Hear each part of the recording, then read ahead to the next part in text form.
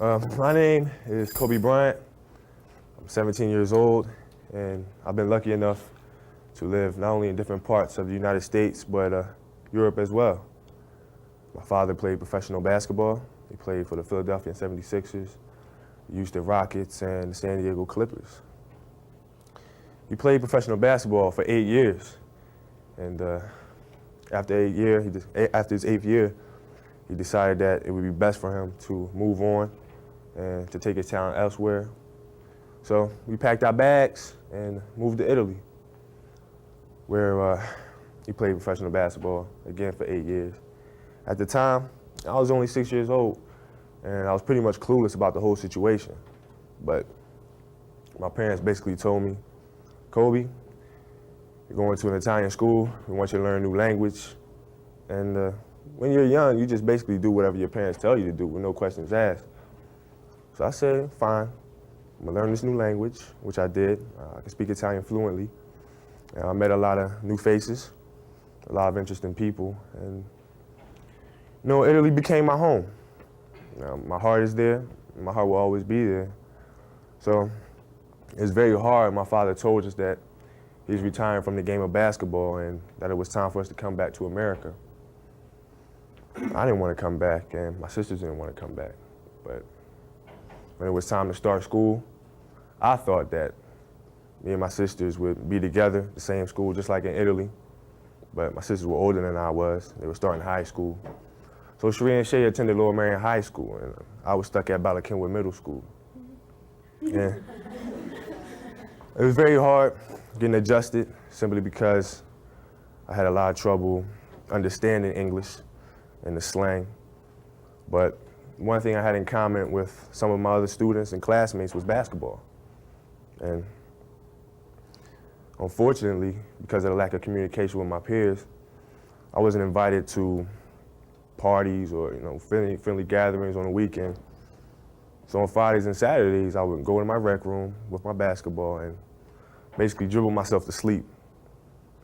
And I think that was the best thing that could have ever happened to me, because during those lonely hours in the rec room, I discovered the hunger, the motivation, and the desire to be the best possible basketball player that I could be. And here I am today, giving an oral presentation in English class, not only in front of Mr. Rigby's camera, but the camera of Prism and ESPN. And I enjoy it. I enjoy all the attention, because it's a great feeling to know that you set a goal for yourself and you were able to reach that goal and to knock it down. I've admired a lot of people such as Magic Johnson, Michael Jordan, Emmitt Smith, and entertainers such as Michael Jackson and Janet Jackson. But the two people that I admire the most are my mother and my father, because when things were going great or whether things were going bad, they were always there for me. For instance, if I just played a great basketball game, had 40 points or whatever, I'm getting all this positive feedback from people who were at the game. My head's swelling up and everything. My parents would be the first people to tell me, hey, look, you played a great game, but there's no need for your head to get all big. There's no need for you to get cocky and think that the world owes you something. But at the same time, when things are bad, things are going bad, they would come up to me and say, hey, there's another day, the sun will come out tomorrow. It's time for you to move on and go for bigger sights, set some bigger goals. I thank them, I love them with all my heart. And I thank you all, you've been a great audience, and thank you.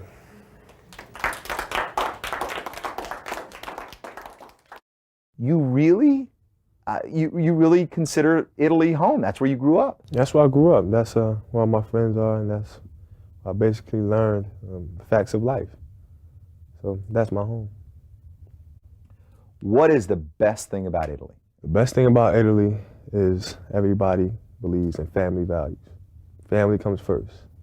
And if you're walking down the street, if you don't know the person speaks to you. Hi, I'm Kobe, or, how are you doing? And whereas over here, it's like, if I don't know you, I'm not gonna speak to you. I'm gonna look at you evil or something. But over there, everybody's very friendly. They get to know everybody. You couldn't have devoted everything to basketball because you're a very bright young man as well. What I mean is, We live in a structured society that requires certain kids to go to school at certain times. And you're bright. You have your grades. Is that important to you too? Oh, it's very important because nowadays people, when they think about athletes, don't even think about basketball or ice hockey or football. They don't really concentrate on their grades. And I think now people say, well, if he's a good basketball player, he might not be doing good in school, or he's gonna put the ball in the hoop, but. There's always that but, and I don't want to have any buts. When people mention Kobe Bryant, I always want to say he's a great basketball player, he's a good person, and he does great in class. I know that I'm a pretty good basketball player. People come up to me and compliment me on my basketball every day. But I wouldn't mind hearing, Kobe, you're a good person. You helped me out through school, or you're doing great in school, and things like that. I like to hear that kind of stuff. You hear about athletes who, before they reach stardom, you see them and slap files with you, speak to you or whatever. And then when they reach stardom and get money or whatever, they kind of stick their noses up, and say, well, the world owes me something. And that's something I don't want to ever be looked at. I want to stay myself. You, no serious injury. Right. Of course, there is that unbelievable, knock on whatever is around us, possibility on any of us at any given day that something can happen. Is that why education is so important as well? Yes. You have to have something to fall back on. I'm not naive enough to believe I'm going to play NBA basketball. I'm not going to get hurt. I'm Iron Man or whatever. You have to have something to fall back on. You have to stay at an even kill. And therefore, I do good in school and I get good grades. Can the NBA wait?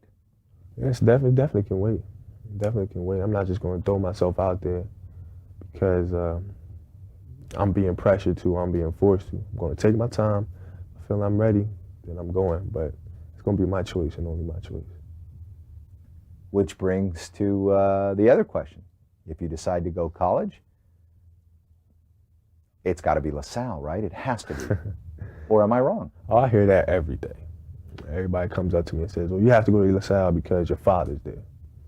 And that's not true. My father has raised me to be an individual. My mother's raised me to be an individual. They've always said, Kobe, I want you to make your own decision. My father tells me this every day. He says, Kobe, I don't want you to come to LaSalle because I'm there. I want you to come to LaSalle to play some basketball, get a great education. He doesn't want me to just go to LaSalle and 20 years from now come back and say, hey, Dad, I made a mistake. I should have listened to my gut feeling and went elsewhere. He doesn't want me to do that. He wants me to make my own choice so I have no regrets in the future. You talk very passionately about family. You said that that's the thing you love the most about Italy. What are your feelings about your family? I love them so much. I can't explain it. I love my mother so much. She's done so much for me. My father too. My sisters as well. They've always been there for me. My mother and father, when we're in the house, the people that are there, I can rely on, I can count on whenever I need something. And once I step outside the house and step onto the streets and go to school, my sisters have always been there for me. Ever since I was a little kid, they were like my shield in the sword fight. They've always been there for me, protecting me from right and wrong. And still to this day, they do that. And I love them with all my heart. So, Sheree and Shay, if you're listening, I love you so, so much.